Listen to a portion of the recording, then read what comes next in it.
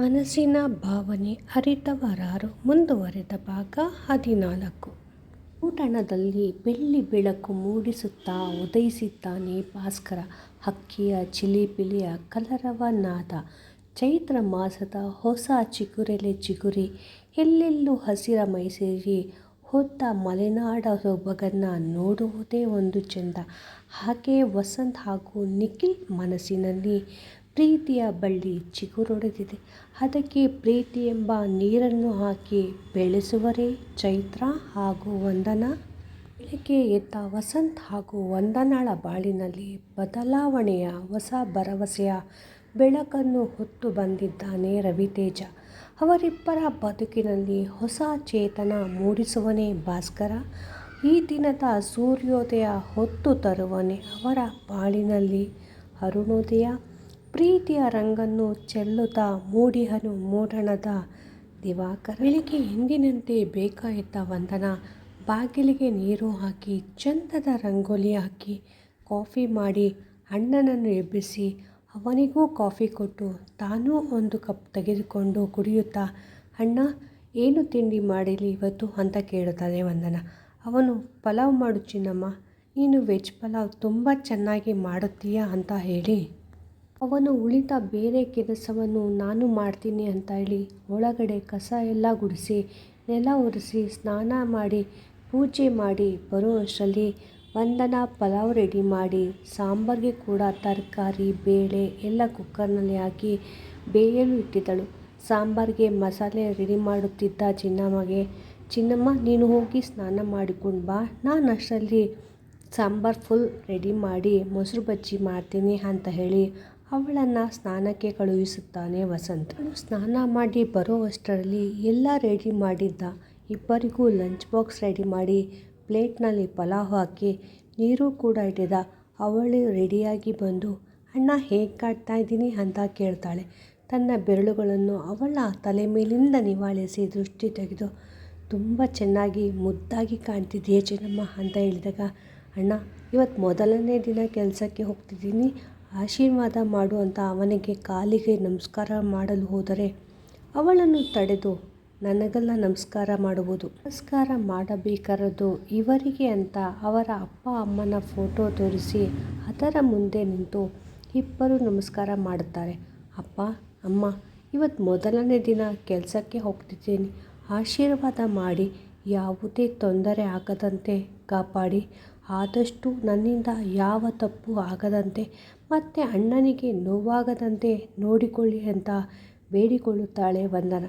ನಂತರ ವಸಂತ್ ಕಾಲಿಗೂ ನಮಸ್ಕಾರ ಮಾಡಿದಾಗ, ಒಳ್ಳೆಯದಾಗಲಿ ಚಿನ್ನಮ್ಮ, ಯಾವುದಕ್ಕೂ ಹೆದರಿಕೊಳ್ಳಬೇಡ, ಏನಾದರೂ ಆಫೀಸ್ನಲ್ಲಿ ತೊಂದರೆ ಆದರೆ ಅಥವಾ ಬೇರೆ ಏನೇ ಇದ್ದರೂ ನನಗೆ ಹೇಳು ಆಯಿತಾ ಅಂತ ಹೇಳಿ ಅವನು ಕೂಡ ಅವನ ಅಪ್ಪ ಅಮ್ಮನಿಗೆ ನಮಸ್ಕಾರ ಮಾಡಿ, ಅಪ್ಪ ಅಮ್ಮ ಮೊದಲ ಸಲ ಒಂದು ಹುಡುಗಿ ನನಗೆ ತುಂಬ ಇಷ್ಟ ಆಗಿದ್ದಾಳೆ, ಅವಳು ನನ್ನ ಆತ್ಮೀಯ ಗೆಳೆಯ ಚೇತನ್ನ ಹೆಂಡತಿ ಅಂತ ನಾನು ಇಷ್ಟಪಟ್ಟ ಮೇಲೆ ನನಗೆ ಗೊತ್ತಾಯಿತು.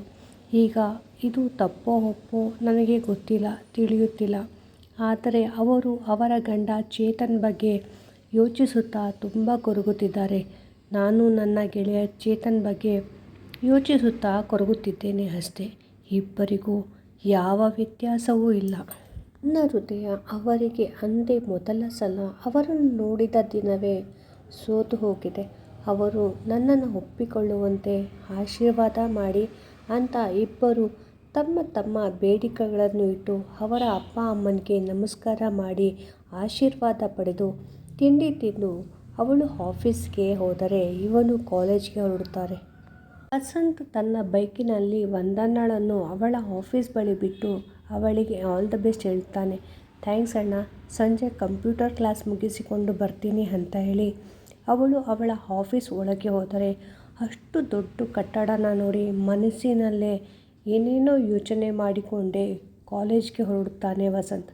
ಆದರೆ ಚೈತ್ರ ಕಾಲೇಜ್ಗೆ ಬರೋದಕ್ಕೆ ಇನ್ನು 3-4 ದಿನ ಬಾಕಿ ಇದೆ ಅಂತ ಅಂದುಕೊಂಡೇ ತನ್ನ ಕೆಲಸದ ಕಡೆ ಗಮನ ಕೊಡುತ್ತಾನೆ ವಸಂತ್. ಆಫೀಸ್ ಒಳಗೆ ಕಾಲಿಡುತ್ತಿದ್ದಂತೆ ಎದುರಿಗೆ ಇದ್ದ ಗಣೇಶನಿಗೆ ನಮಸ್ಕಾರ ಮಾಡಿ ಯಾವ ವಿಘ್ನವೂ ಆಗದಂತೆ ಕಾಪಾಡು ವಿಘ್ನೇಶ್ವರ ಅಂತ ಬೇಡಿಕೊಂಡು, ಹಾಗೆ ಆದಷ್ಟು ಆ ಗಲೀವರನಿಂದ ದೂರ ಇರುವಂತೆ ಮಾಡು. ನಾನು ನಾಗರಾಜ್ ಅಂಕಲ್ ಅಥವಾ ಕೀರ್ತಿ ಅಂಕಲ್ ಕೈ ಕೆಳಗಡೆ ಪಿ ಆಗಿ ಕೆಲಸ ಮಾಡುವ ಹಾಗೆ ಮಾಡುತ್ತಂದೆ ಅಂತ ಸ್ಟ್ರಾಂಗಾಗಿ ಬೇಡಿಕೊಂಡರು. ಗಣೇಶ ಅಸ್ತು ಅಂತ ಅನ್ನಲಿಲ್ಲ. ರಿಸೆಪ್ಷನಿಸ್ಟ್ ಬಳಿ ತನ್ನ ಅಪಾಯಿಂಟ್ಮೆಂಟ್ ಲೆಟರ್ ಕೊಟ್ಟು ಅವಳು ತೋರಿಸಿದ ರೂಮ್ ಕಡೆಗೆ ಬಂದು ಡೋರ್ ನಾಕ್ ಮಾಡಿ excuse me sir, may get in sir ಅಂತ ಕೇಳ್ತಾಳೆ. ಇಷ್ಟು ಹೊತ್ತಿನವರೆಗೂ ಅವಳನ್ನು CCTV ಮೂಲಕ ತನ್ನ ಲ್ಯಾಪ್ಟಾಪ್ನಲ್ಲಿ ನೋಡ್ತಿದ್ದ ನಿಖಿಲ್ ಅವಳ ಅಂದ ಚಂದಕ್ಕೆ ಮೈಮರೆತಿದ್ದವನು ಅವಳ ಮೆದು ಮಾತಿಗೆ ಎಚ್ಚೆತ್ತು ಎಸ್ ಕಮಿಂಗ್ ಅಂತ ತನ್ನ ಬೇಸ್ ವಾಯ್ಸಲ್ಲಿ ಕರೀತಾನೆ. ಅವಳು ಒಳಗೆ ಬಂದು ಗುಡ್ ಮಾರ್ನಿಂಗ್ ಸರ್ ಅಂತ ಹೇಳಿದಾಗ ಅವಳನ್ನು ಮೇಲಿಂದ ಕೆಳಗಿನವರೆಗೂ ನೋಡಿ ಏನ್ರಿ ನಿಮ್ಮ ಅವತಾರ, ಆಹಾ ನೀವು ನಿಮ್ಮ ಡ್ರೆಸ್ಸು ಒಳ್ಳೆ ಹಳ್ಳಿ ಕಮಾರಿ ಥರ ಬಂದಿದ್ದೀರ. ನಾನು ಮೊನ್ನೆನೇ ಹೇಳಿದ್ದೆ ಅಲ್ವಾ ನೀಟಾಗಿ ಮುದ್ದಾಗಿ ರೆಡಿಯಾಗಿ ಬನ್ನಿ ಅಂತ. ಮತ್ತೆ ನಮ್ಮ ಮಾತಿಗೆ ಬೆಲೆನೇ ಇಲ್ಲ ಅಲ್ವಾ ಈಗ ಬರೋದು. ನೀವು ಸಾಮಾನ್ಯ ಕಂಪನಿಯಲ್ಲಿ ಕೆಲಸ ಮಾಡ್ತಿಲ್ಲ ಕಣ್ರಿ, ರಾಜ್ ಗ್ರೂಪ್ ಆಫ್ ಕಂಪನೀಸ್ನಲ್ಲಿ ಕೆಲಸ ಮಾಡ್ತಿರೋದು. ಅದು ನಮ್ಮ PA ಆಗಿ. ಈ ಕಂಪನಿಯ ಆಯಾ ಪ್ಯೂವನ್ ಕೂಡ ನಿಮಗಿಂತ ಚೆನ್ನಾಗಿ ಬರ್ತಾರೆ ಅಂತ ಬೈದ ಕೂಡಲೇ ಕಣ್ತುಂಬಿಕೊಂಡು ಅವನನ್ನೇ ನೋಡುತ್ತಾ ಸಾರಿ ಸರ್, ನನ್ನ ಹತ್ರ ಇದ್ದ ಡ್ರೆಸ್ಗಳಲ್ಲಿ ಇದೇ ಚೆನ್ನಾಗಿತ್ತು. ಅಣ್ಣ ಕೂಡ ತುಂಬ ಚೆನ್ನಾಗಿ ಕಾಣ್ತಿದ್ದೀಯ ಚಿನ್ನಮ್ಮ ಅಂತ ಹೇಳಿ ದೃಷ್ಟಿ ಕೂಡ ತೆಗೆದ ಗೊತ್ತಾ ಅಂತ ಹೇಳ್ತಾಳೆ.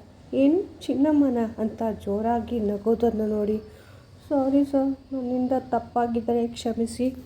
ಬೇರೆ ಯಾರನ್ನಾದರೂ ನಿಮ್ಮ PA ಪೋಸ್ಟ್ಗೆ ಸೆಲೆಕ್ಟ್ ಮಾಡಿ ಅಂತ ವಾಪಸ್ ಹೋಗೋದು. ಹಿಂದಿರುಗಿದ ಕೂಡಲೇ ಅವಳನ್ನು ಕೈಯನ್ನು ಗಟ್ಟಿಯಾಗಿ ಹಿಡಿದಿದ್ದ ಕಾಪರಿ ಬಾಯದಿಂದ ಸಾರಿ ಸರ್, ನನಗೇನು ಮಾಡಬೇಡಿ ಅಂತ ಮತ್ತೆ ಜೋರಾಗಿ ಬಿಕ್ಕಿ ಹೊಡೆದಿದ್ದಾಗ ಅವಳ ಕೈ ಹಿಡಿದುಕೊಂಡು ತನ್ನ ಬಳಿಗೆ ಎಳೆದುಕೊಂಡ.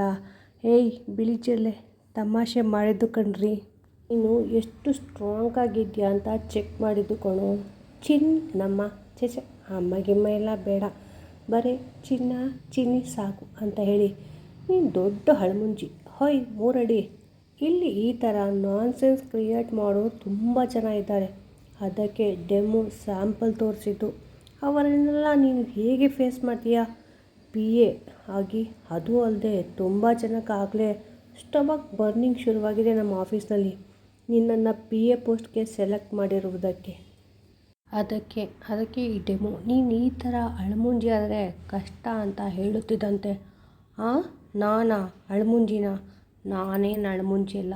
ಬೇರೆ ಯಾರಾದರೂ ನಿಮ್ಮ ಜಾಗದಲ್ಲಿ ಇದ್ದಿದ್ರೆ ಅದ್ರ ಕಥೆಯೇ ಬೇರೆ ಆಗ್ತಿತ್ತು ಗೊತ್ತಾ. ಅವ್ರು ಗ್ರಾಚಾರಕ್ಕಿಟ್ಟು ಎಡಗಡೆ ಎದ್ದು ಬಂದಿರ್ತಾರೆ ಅಷ್ಟೇ. ನನ್ನ ಕೈಗೆ ಬಾಯಿಗೆ ಸಿಕ್ಕರೆ ಚಿಕನ್ ಫ್ರೈ ಹಾಲು ಫ್ರೈ ಆಗೋದು ಗ್ಯಾರಂಟಿ ಅಂತ ಕೈ ಬಾಯಿ ಆಡಿಸಿಕೊಂಡು ಹೇಳುತ್ತಿದ್ದರೆ ಅವಳನ್ನೇ ಎವೆ ಇಕ್ಕದೆ ನೋಡುತ್ತಿದ್ದ ಅವಳ ಗಲೀವರ. ಇಬ್ಬರನ್ನು ಎಚ್ಚರಿಸಿದ್ದು ಅವನ ಫೋನ್. ರಿಂಗ್ ಆಗುತ್ತಿದ್ದ ಫೋನ್ ಅಟೆಂಡ್ ಮಾಡಿ ಹಾಯ್ ಹೇಳೇ ಶ್ವೇತಾ.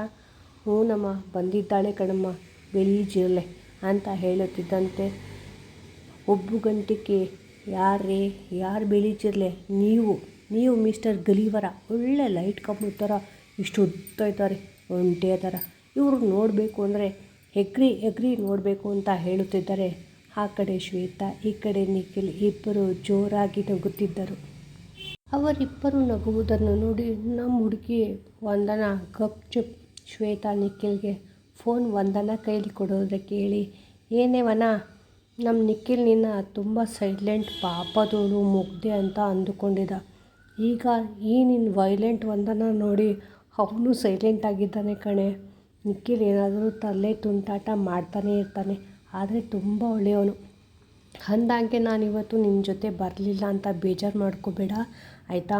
ಇವತ್ತು ಸ್ವಲ್ಪ ಕೆಲಸ ಇತ್ತು. ಆಲ್ ದ ಬೆಸ್ಟ್ ಕಣೆ.